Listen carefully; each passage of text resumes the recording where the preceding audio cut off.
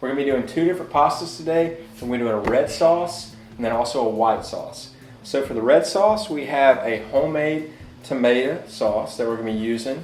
We have tuna, yes, out of the can, so you can find it at any market.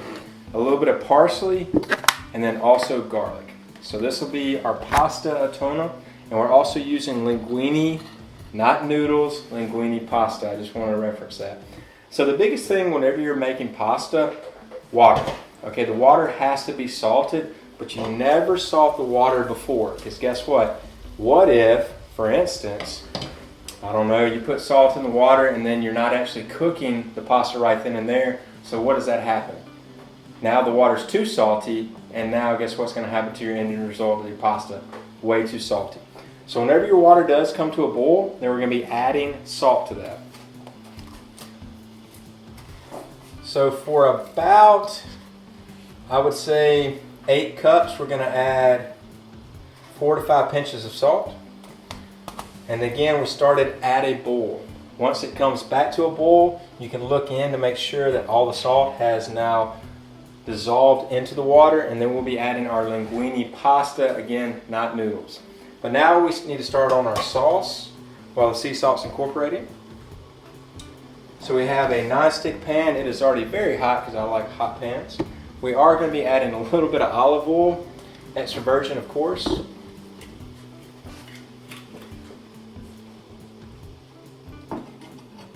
And very simple sauce.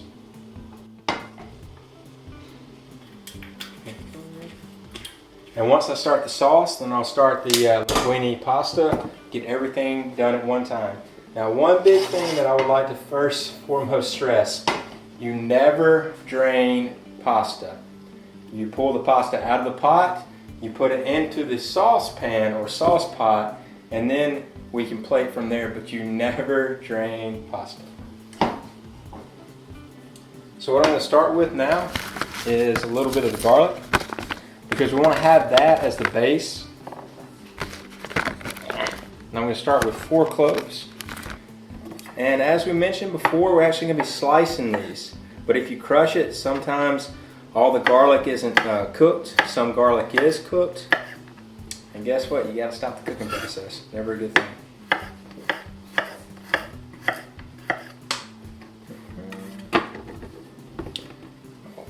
Here. Using the back of my hand, we're feeling if the oil is hot.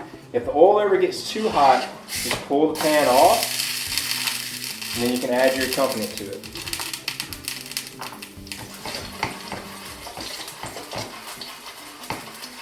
Again, garlic is a very quick cooking time. You're averaging about 1 minute to 2 minutes. Now we're not looking for a golden brown with this. We're just looking to cook it. And again, don't go at too high a temp because we're not looking to fry it. We're just looking to cook it.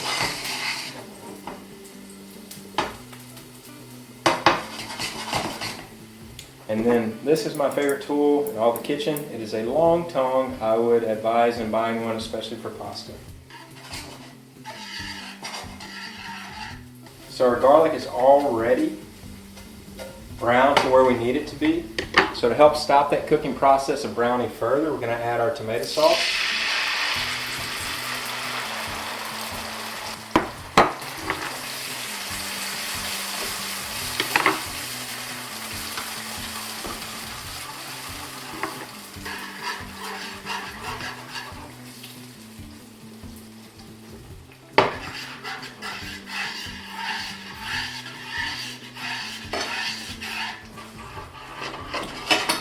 Now while this is going on, just to let you know, pasta, whenever you do cook pasta, it is a very multitasking cooking. You have to watch the sauce, you have to watch the pasta as well while it's cooking, and then finally you have to put everything together. So for me, whenever you're doing it, if you ever can go to your pinky, to your thumb, that's usually about 3 portions. So seeing that I can wrap around, guess what? 3 portions. So we'll probably say 2 just because a lot of people are hungry. Use your tongs, spread out your pasta.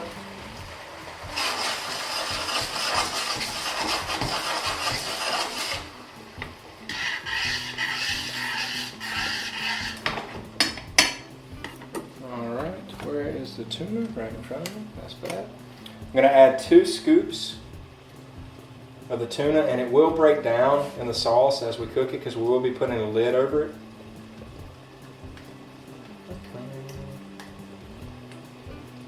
And when I say 2 scoops, I didn't get 2 full scoops every time, so that's why. All right, so I'll be putting that back now. I'm going to try to break it up ever so slightly. It will break up in the end. I'm just using the back of the spoon. Alright,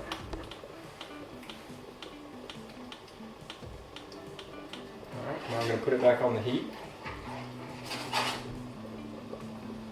I'm going to add just a little bit of water to thin it out. Looking at about half a cup. This one's going very, very fast.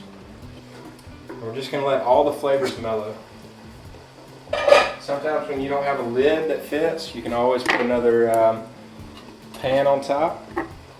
While checking the pasta, all you need to do is that once you put the pasta in, only spin it 1 or 2 times. If you spin it more than that, the starch releases, and that's one thing that you don't want to do, is let the starch release, not until the end. Also, when cooking pasta, it's always a 70-30 rule. So you'll cook the pasta 70%, and that's for the salted water, and 30% in the sauce. And the reason that you do that is because now the pasta is actually going to absorb more of the sauce instead of it now being pasta and your sauce. Now it's going to be all one thing. So we do have some parsley here that we just took off the florets. So what we're going to do with this, we're just going to now essentially chop it. So it can be a rough chop.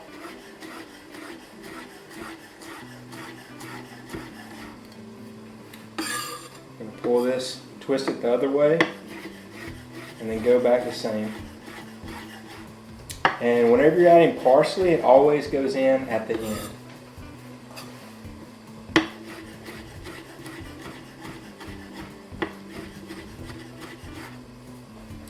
So now we have our sauce going, our pasta going, and guess what?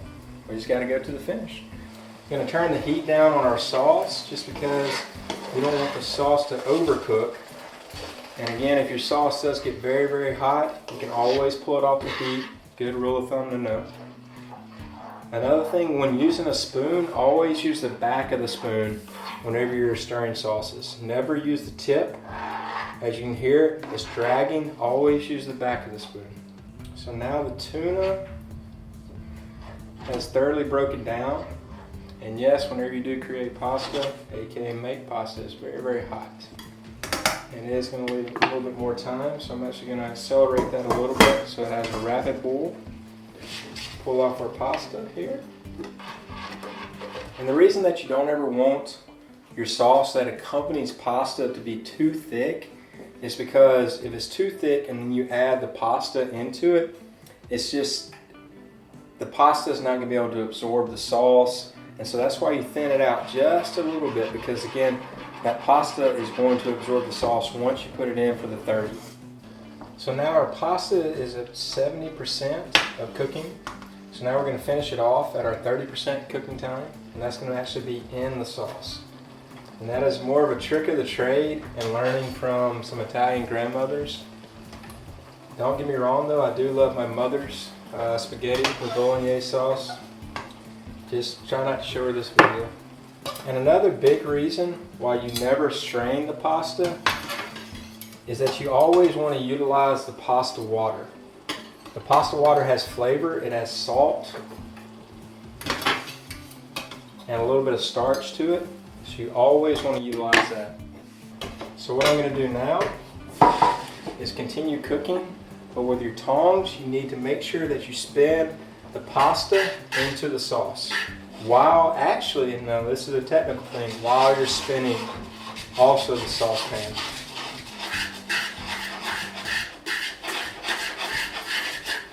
You can give it a flip. Try not to be Hulk Hogan on that. Start small and then go big.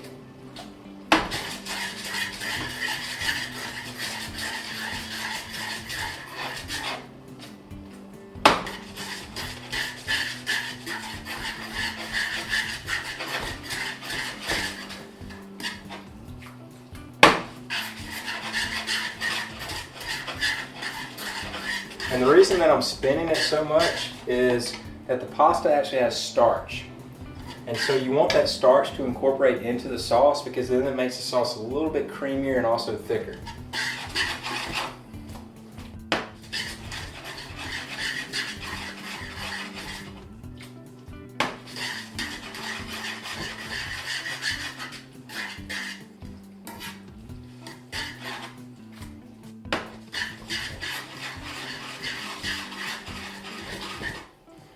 Always test first for the pasta to make sure it's done.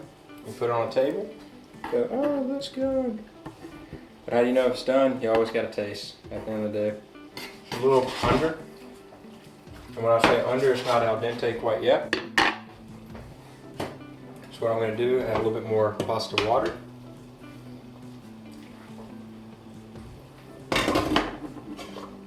Try to get some steam out of here as well. Our noodles had cooked for that 30% time in the pasta and the sauce, and so what that does is it absorbs into the sauce.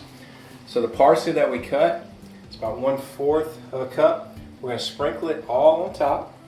You always go back with the tongue. And now everything is off the heat. You don't want to add the parsley on the heat.